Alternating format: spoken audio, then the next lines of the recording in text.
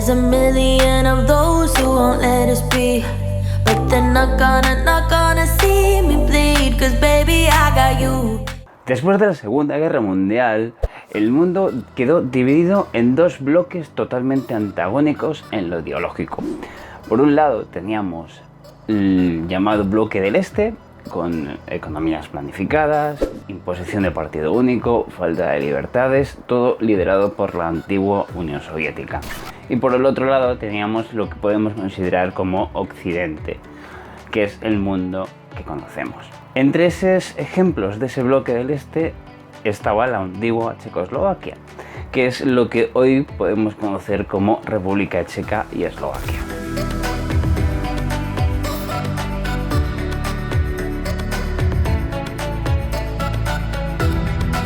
En estos países del Este, la llegada hacia el socialismo fue diferente en cada uno de ellos, pero sí que hay un patrón que se repite, que fue normalmente mediante la imposición. El ejemplo también lo tenemos en Checoslovaquia, con un golpe de Estado que se dio en el año 1948. Aunque hoy no vamos a hablar de eso, vamos a hablar de lo que pasó unos años después, en un intento del pueblo checoslovaco de conseguir más libertades. Es lo que conocemos como la Primavera de Praga. Ese intento fue sofocado por los soviéticos mediante el ejército. Vamos a contar esta historia. El 5 de enero de 1968 fue elegido como primer secretario del Partido Comunista de Checoslovaquia Alexander Dubček. Él intentó llevar a cabo unas medidas descentralizadoras de la economía, así como dar más derechos a los ciudadanos, mayor libertad de prensa, mayores derechos en general. Tenemos que tener en cuenta que además desde principios de la década de los 60 el país sufría una recesión económica. No terminaban de funcionar las cosas a nivel económico como mucha gente esperaba o como mucha gente necesitaba. Pero vamos a ver la historia completa.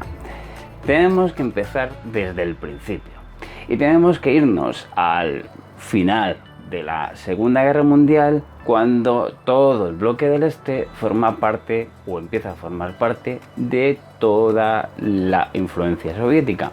Es decir, todos esos países formaron los mismos sistemas económicos y formaron organizaciones también internacionales como el Comecon, el económico, o como el Pacto de Varsovia, que ahora tendrá importancia un poco más adelante en esta historia.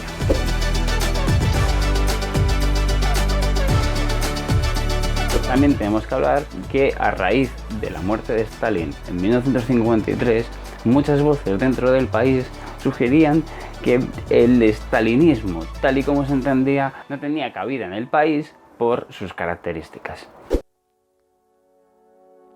Sin embargo, no se consiguió cierta libertad de expresión hasta bien entrada la década de los 60, en buena parte por la presión ejercida por muchos intelectuales. También tenemos que hablar y tenemos que poner en contexto las revueltas estudiantiles del año 1967. Estas movilizaciones fueron el germen de lo que conocemos como la Primavera de Praga.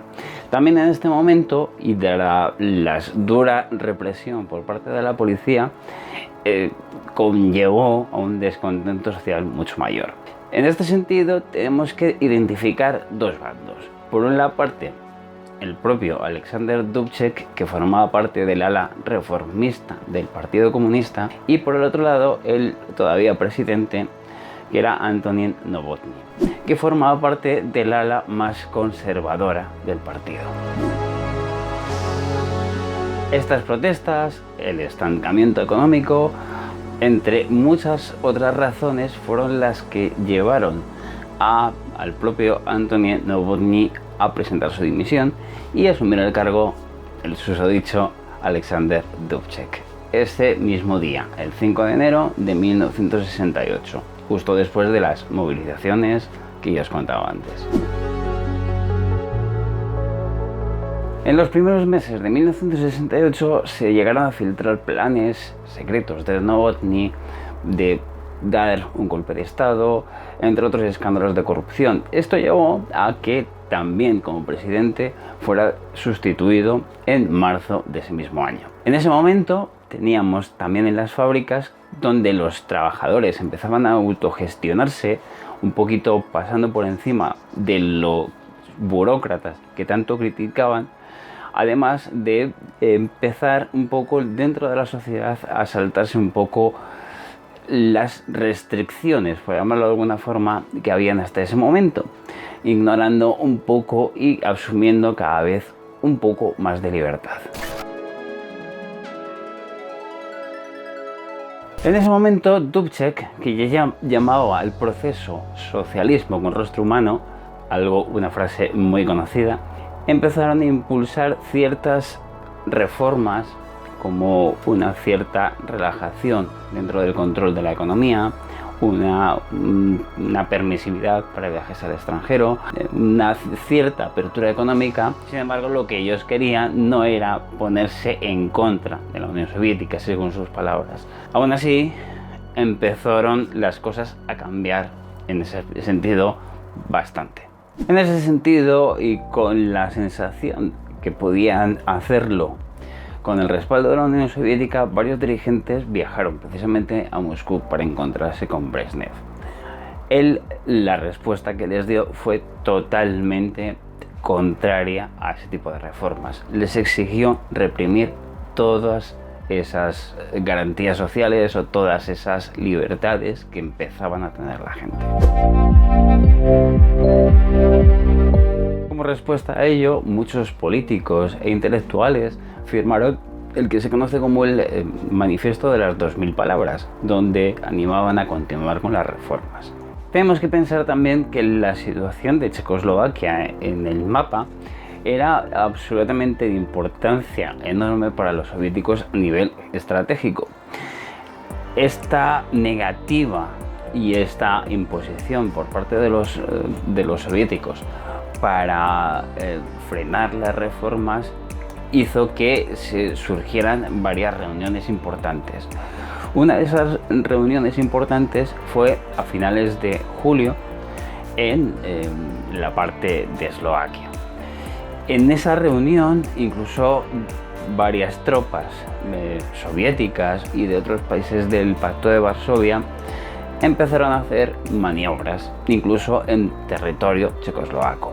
Como todas estas conversaciones entre el lado soviético y el lado checoslovaco en ese momento no llegaban a buen puerto, desde los soviéticos empezaron a considerar la opción de una intervención militar, que es lo que se conoce o lo que se conocía como la doctrina Brezhnev, que otorgaba el derecho a los soviéticos a imponer de forma militar cualquier intento de escisión del bloque.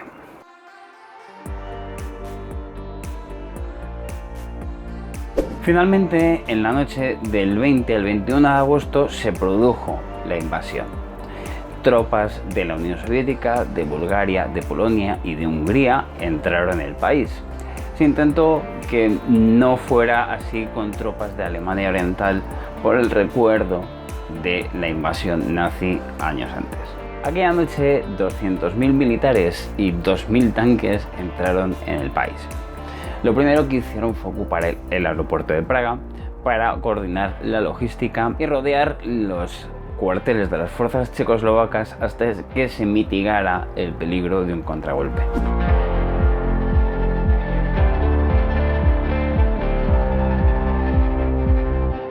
Durante la invasión, Dubček pidió a la gente que no se resistiera.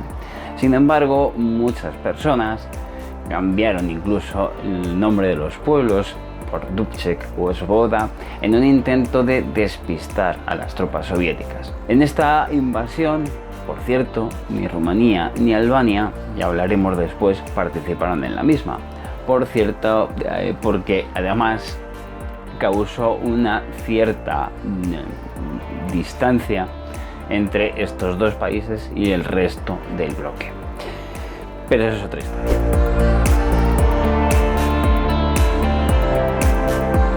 Durante aquella noche, el Presidium checoslovaco declaró que las fuerzas habían entrado en el país sin el conocimiento del gobierno, Pero desde la prensa soviética se filtraron o se anunciaron ciertos documentos que trataban de probar que se había producido una solicitud de entrada, cosa que obviamente no ocurrió, pero así se trató de vender.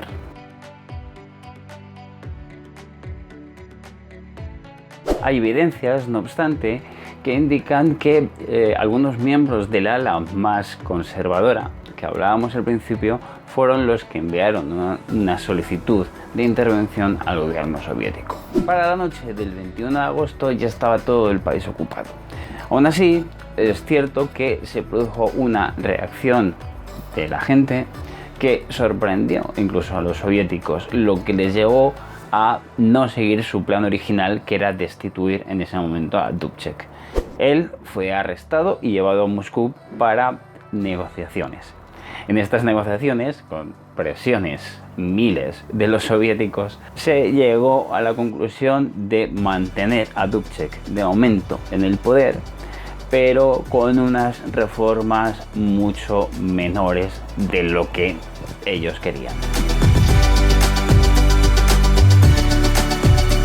En cuanto a las reacciones de la invasión, es conocido y es destacable esta resistencia no violenta por parte del pueblo checoslovaco. Tenemos que hablar también de un hecho muy conocido que fue ya en enero del 69, cuando un joven estudiante llamado Jan Palach se quemó a lo gonzo en plena plaza de Wenceslao para protestar por esta supresión de falta de libertades.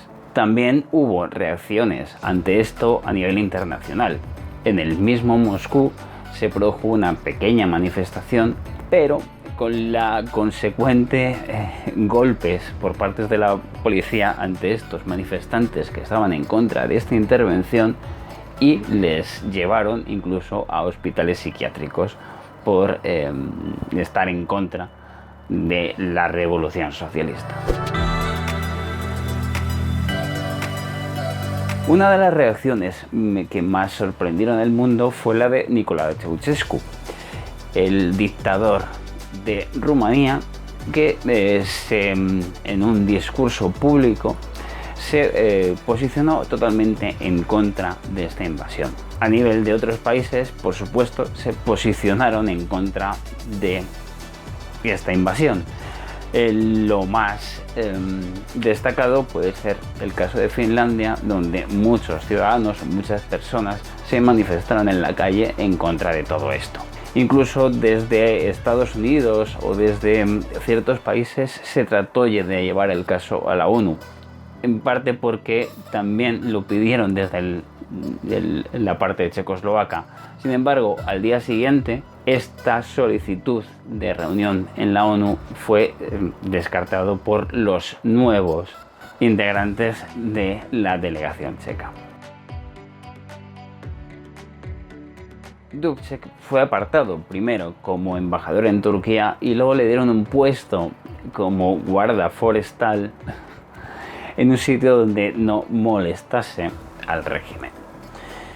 Y las cosas volvieron un poco a como estaban antes. No se supo nada de él hasta la revolución de Terciopelo, que ya fue en el año 1989, muchos años después.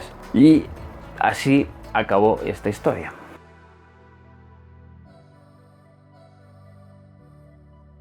Las cosas volvieron un poco a como estaban anteriormente, y esos sueños de más libertad, de más apertura a nivel total, no se produjeron como la gente hubiera deseado, por lo menos hasta unas décadas después.